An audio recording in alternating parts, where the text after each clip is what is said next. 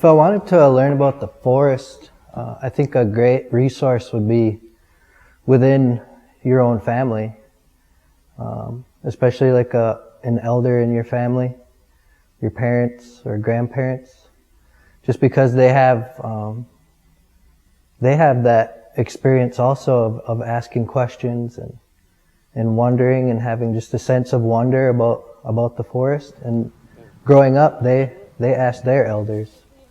So it's a reciprocal kind of thing generationally where people share knowledge that way, where if it's an uncle or great uncle or grandfather, grandmother, great aunt, they all have valuable things to say about their own experience as far as learning about the forest, living in the forest, and interacting as a community and as people with the forest, as individuals.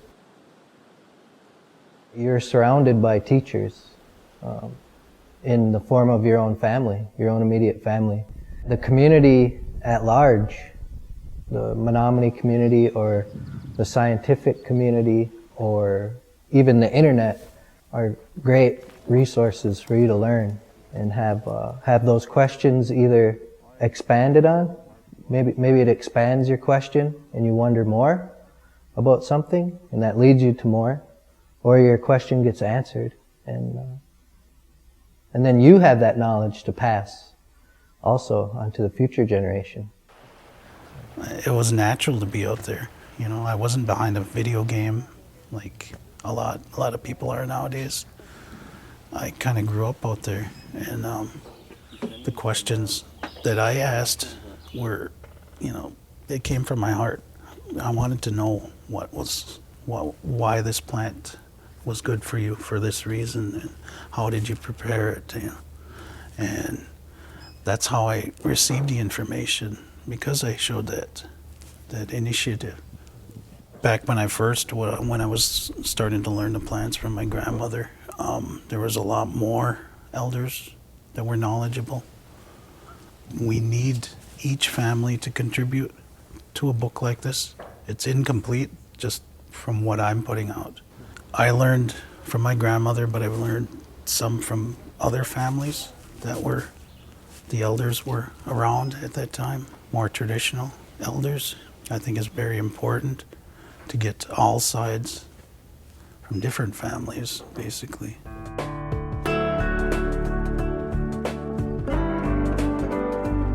So a book may contain content from an elder who's long since passed away and, you know, may have never, you know, spoke but a handful of English words in their whole life. So I take that into account, and then I will also have to take into account an elder who's living today, you know, who was raised with the ways. I'll also have to take in there how they think. So you have to, you know, be mindful and just keep an open mind. There's a lot of knowledge and wisdom that can be gained through personal interaction with family and elders and community members who are specialized in certain fields. And then there's personal research, where there's an internal vetting or an internalization where you have to take that information and you have to make sure that it's true for you.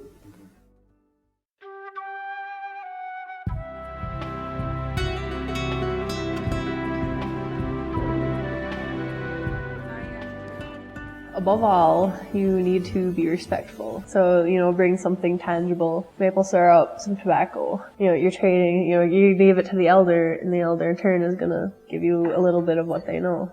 So I feel that, you know, it's more than necessary. An elder deserves a lot of respect.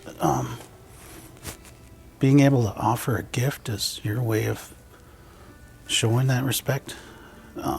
Probably the most spiritual gift is tobacco, given for ceremonial purposes, is the best way. Or offering any little thing, like something you made, giving it to them, you know, kind of having an idea of who they are and what they like, and, you know, it's a sign of respect.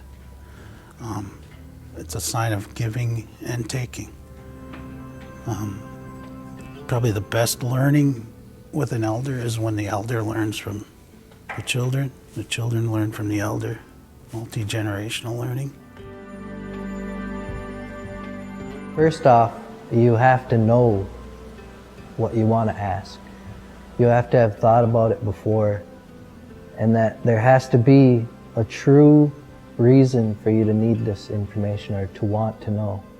I mean, you have to be sincere in your request for information. It doesn't have to be tobacco as a gift when you ask somebody, but it's one of the more common things that we use. And we used it back, to show a sign of peace. We would smoke together, and that's what we kind of used it for. Some of the others, we don't use it to smoke at all, they just hand it there and we'll use it to pray with. It's, we're offering, the Great Spirit, a gift, whether it be tobacco, because it's from them, it's hers, and we're just giving it back as a gift, But it doesn't have to be tobacco. It could be a rock.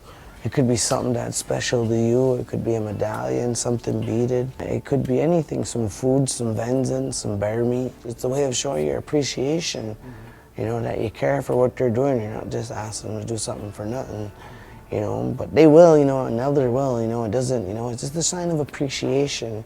That's more, what it is. The main thing for you to remember is that they want to share that information, and that they want you to want that information. But you need to be respectful, and you need to offer something to them. If it's something as small as some berries you picked, raking their yard. I know a lot of elders enjoy that. Or if you go over and shovel them out from the snow. Any little token of gratitude that you can give is greatly appreciated, and it'll help you to gather your thoughts and think about why you're doing this. Why, as you're gathering what you're going to bring to them, you're also gathering up your thoughts, and you're thinking about, you're focusing why you're asking that question.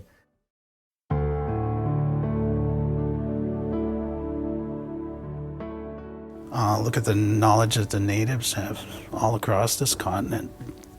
Thousands of years built up knowledge, and we're able to see things in a different light.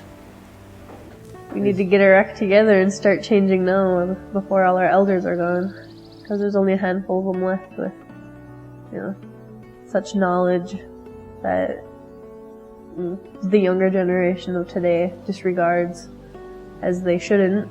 So we really need to get our act together, like the world needs to, with global warming and whatnot, before it's too late. Before we become one of the countless other tribes who have lost their culture and language. In our past, as Menominee people, I often heard elders refer to people as books. Like, the whole community is a library, and every person is a book, and every book has something to teach you. So I think that that's a real respectful way of looking at your community, and giving every single person respect, because they all have something to teach you and they all have something to give. It also helps to strengthen family bonds, and it helps to strengthen a young person's respect for elders. So having to go to talk to someone and visit with an elder and speak with them, that teaches you to listen. That's the most important thing. It's not just in our community. That's the most important thing when you're in the woods too, is to listen. Like, have all your senses about you. Watch, listen, smell, and make sure to take it all in. I think that that's the most important lesson that the youth can take from speaking to elders, is that they have something to say, but you have to pay attention